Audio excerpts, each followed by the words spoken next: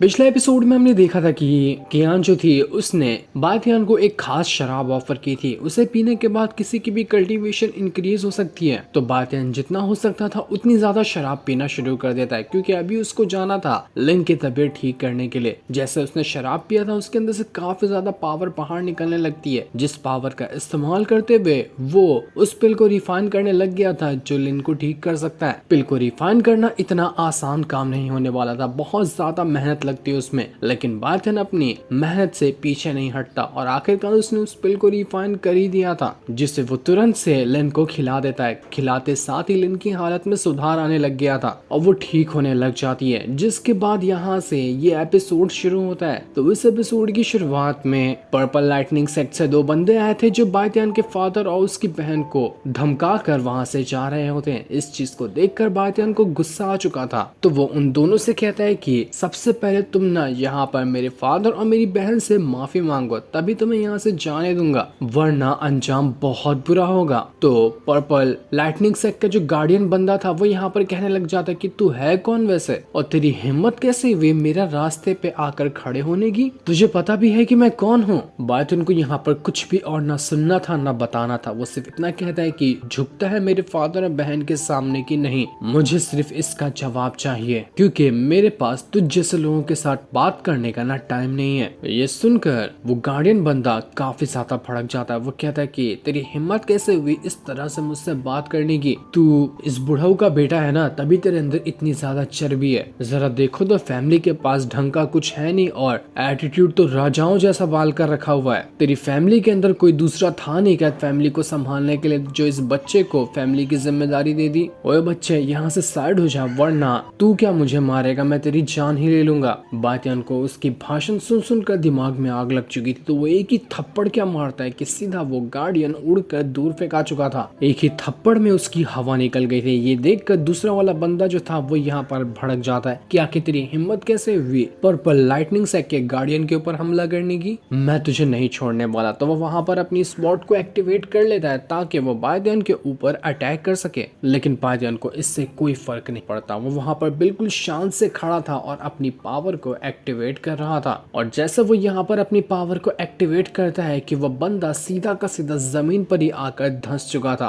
बाथियान के ऑरा के प्रेशर की वजह से वो वहां पर हिल भी नहीं पा रहा होता है। थोड़ा और प्रेशर लगा तो जमीन के अंदर धंस जाएगा वो, उसकी जान चली जाएगी। वो बुरी तरह से तकलीफ के मारे चिल्लाना शुरू कर देता है। बाथियान कहता है कि अभी भी मेरे फादर और बहन के सामने झुककर माफी मांगोगे या नहीं मांगोगे, वरना ये तो बस शुरुआत है, आगे जो होगा ना उसको देखने लायक भी तुम नहीं बचोगे। वो गार्डियन बंदा एकदम ही ज्यादा दंग रह चुका था कि आखिर किस तरह के मेथड का तू इस्तेमाल कर रहा है, ये कैसा मेथड है, तू उसको तो जमीन के अंदर धंसा कर मार देगा। लेकिन मैं भी ना पर्पल लाइटनिंग सेक्ट का गार्डियन हूँ, ऐसे कैसे किसी के सामने झुक कर उससे माफी मांगो, मैं अपनी आखिरी दम तक के उससे लड़ूंगा, देखता हूँ कि किसके अंदर हिम्मत है जो मुझसे और हमारे पर्पल लाइटनिंग सेक्ट से पंगा ले सकता है, किसी को नहीं छोड़ने वाला मैं। तभी वहां पर वो बंदा आ जाता है जो कि बाथियान की फैमिली को प्रोटेक्ट करता है। वो भी पूरे गुस्से के साथ यहाँ पर आया हुआ था, काफी टाइम से उसको मारने के लिए कोई मिला नहीं, तो बाथियान ने यहाँ पर खुले सांड की तरह उसको छोड़ दिया कि जा थोड़े बहुत हाथ साफ करने हैं ना तो इनके ऊपर ही कर ले, बड़ी चर्बी है, इनको हाथ साफ करने से पिघल जाएगी। तो वो बंदा आते साथ ही एक से बढ़कर एक अटैक दोनों के ऊपर करना शुरू कर देता है। वो गार्डियन तो अपनी पावर का इस्तेमाल करते हुए अटैक को रोकने की कोशिश कर रहा था, लेकिन उसका एक अटैक उसकी आधी जान निकाल रहा होता है। इतना खतरनाक अटैक वो बंदा गार्डियन के ऊपर कर रहा था।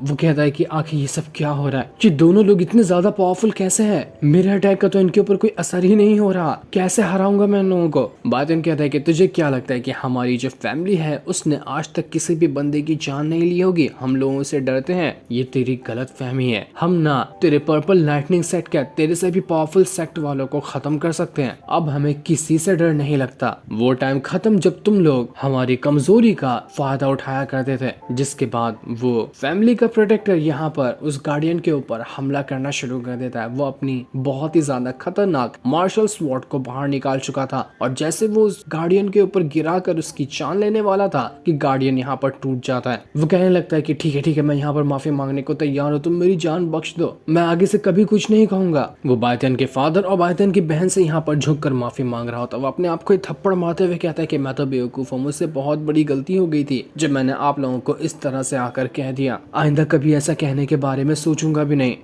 प्लीज आप लोग मुझे यहाँ पर माफ कर दो वरना ये बातियान मेरी जान ले लेगा। बातियान तो यहाँ पर उन लोगों को अभी भी माफ करना नहीं चाह रहा था, वो अभी भी चाह रहा था कि वो इन लोगों की यहाँ पर जान ले ले, लेकिन बातियान की बहन उससे कह देती है कि बातियान ठीक है, छोड़ दो इन लोगों को, जाने दो इन्हें यहाँ से। तो बातियान उन लोगों से कहता है कि ठीक है मैं तुम्हें यहाँ से जाने दे रहा हूँ, लेकिन जाने के बाद ना तुम्हारा एक काम होगा। जैसे तुम अपने पर्पल लाइटनिंग सेट के अंदर पहुंचोगे, अपने मास्टर से कह देना कि कल के दिन मैं उसके सेक्ट में आऊंगा और जितनी भी मैटर है ना सबको सुलझा कर जाऊंगा। तो मेरे आने की तैयारी शुरू कर दे, क्योंकि मुझे रूखा फीका स्वागत तो बिल्कुल भी पसंद नहीं है। ये सुनकर वो गार्डियन बंदा एकदम हैरान रह चुका था कि आखिर ये कल तो हमारे पर्पल लाइटनिंग सेक्ट में आने वाला है, अब न जाने वहां आकर ये कौन सी तबाही मचाएगा। लेकिन दूसरा कोई चारा भी तो नहीं था उसके पास, तो वो कह रहा है कि ठीक है मैं जाकर अपने मास्टर को सारी बात बता दूंगा। इसके बाद वो फैमिली प्रोटेक्टर सीधा दोनों को घर से ही बाहर निकाल कर फेंक देता है कि दफा हो जाए यहाँ से और जाओ अपने पर्पल लाइटनिंग सेट के अंदर। अब रात को बायतन जो था वो लिन के पास आता है उसको देखने के लिए कि उसकी हालत में सुधार आया है या नहीं आया। तो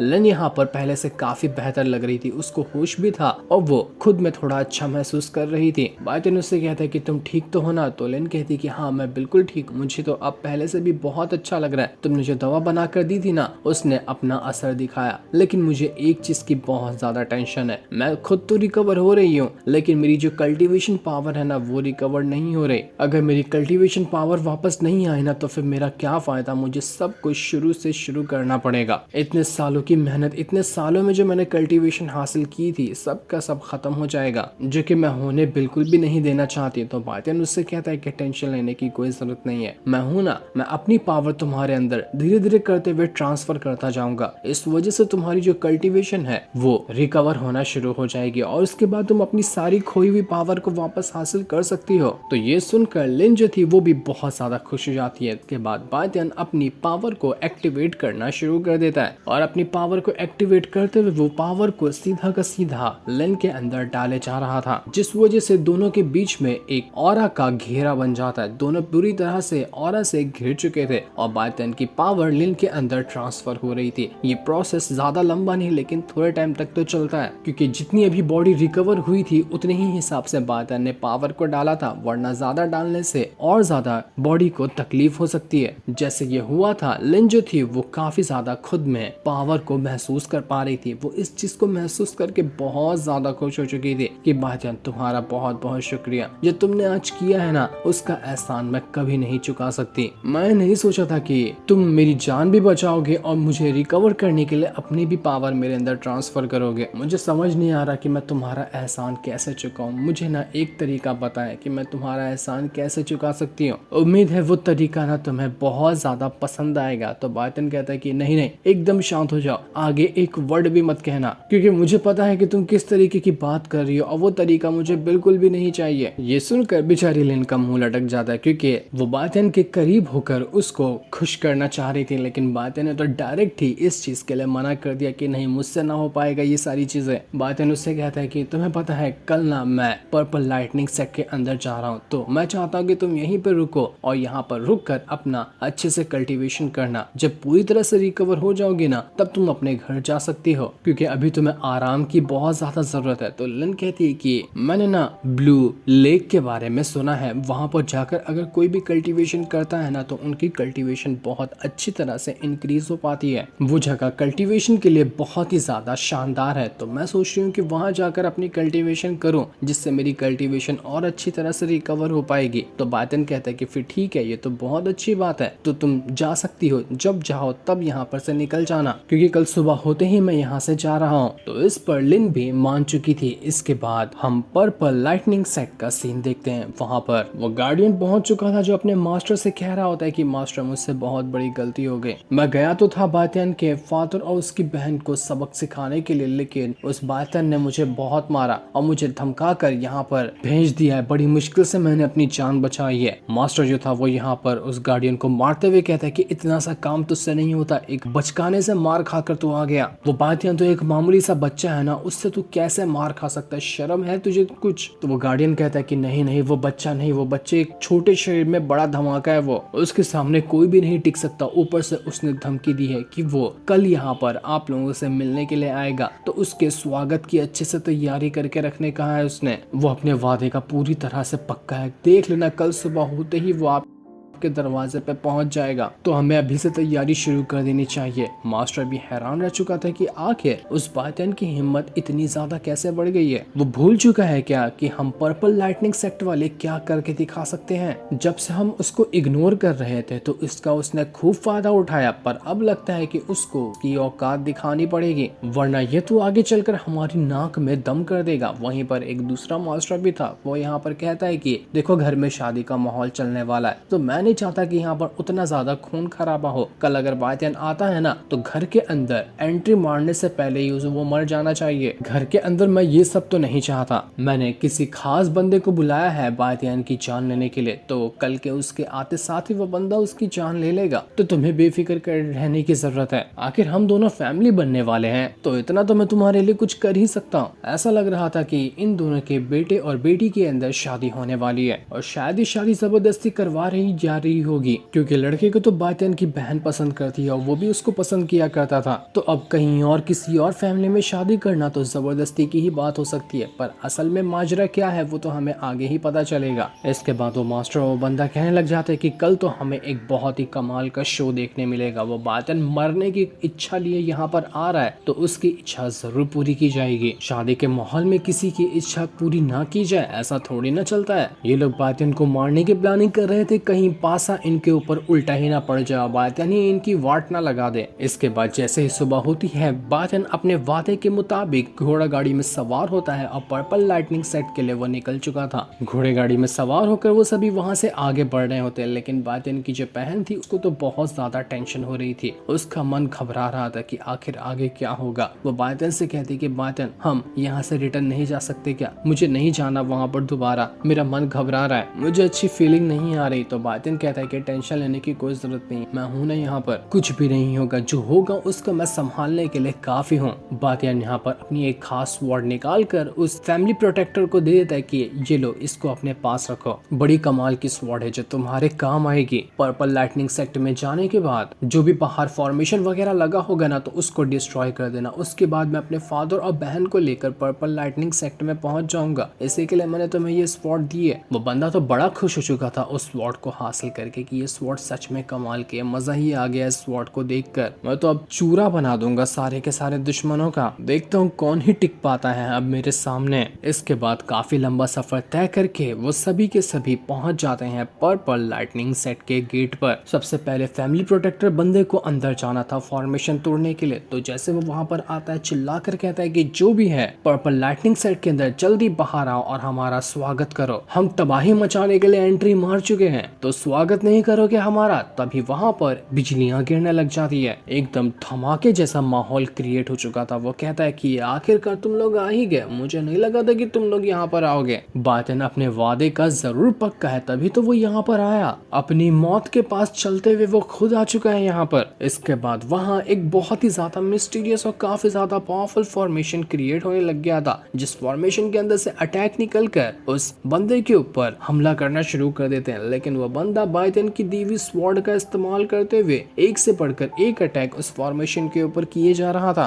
वो इतना बुरी तरीके से गुस्से में मारता उस फॉर्मेशन को कि फॉर्मेशन के अंदर क्रैक्स आने लग गए थे। उसके पास खुद ऑलरेडी इतनी ज्यादा पावर थी, अब तो उसके पास बातियन की स्वॉर्ड भी आ चुकी थी, तो फॉर्मेशन क्या ही चीज थी उसके सामने टिकने के लिए। और ऐसा ही होता है, थोड़े ही अटैक के अंदर वो फॉर्मेशन ब्रेक हो चुका था, जिस वजह से रास्ता खुल जाता है अंदर जाने का। ये चीज देख कर तो वो बंदा बड़ा खुश हो गया था कि क्या कमाल की स्वॉर्ड दी है बातियन ने, ये स्वॉर्ड को मैं हमेशा अपने पास रखूंगा। अच्छे से अच्छे दुश्मनों को उनकी औकात दिखाने के लिए ये स्वॉर्ड तो बहुत काफी है, मजा ही आ गया इसको चलाकर। इसके बाद वो और ज्यादा पावरफुल अटैक रेडी करते हुए कहते हैं कि कोई है कि नहीं, खाली ये फॉर्मेशन यहाँ पर लगा रखा था, अब तुम्हारी फैमिली के अंदर कोई इंसान रहता है कि नहीं रहता है। फॉर्मेशन टूटने के बाद बातियन भी वहां पर आ चुका था, तो वो बंदा उससे कहता है कि देखिए बातियन, मैंने आपका काम पूरा कर दिया, फॉर्मेशन टूट चुका है, अब आप आराम से पर्पल लाइटनिंग सेट के अंदर जा सकते हैं। तो बातियन भी अब सीधा सीधा पर्पल लाइटनिंग सेट के अंदर जा रहा था, लेकिन तभी वहाँ पर एक जोरदार आवाज आती है जो बातियन से कहती है कि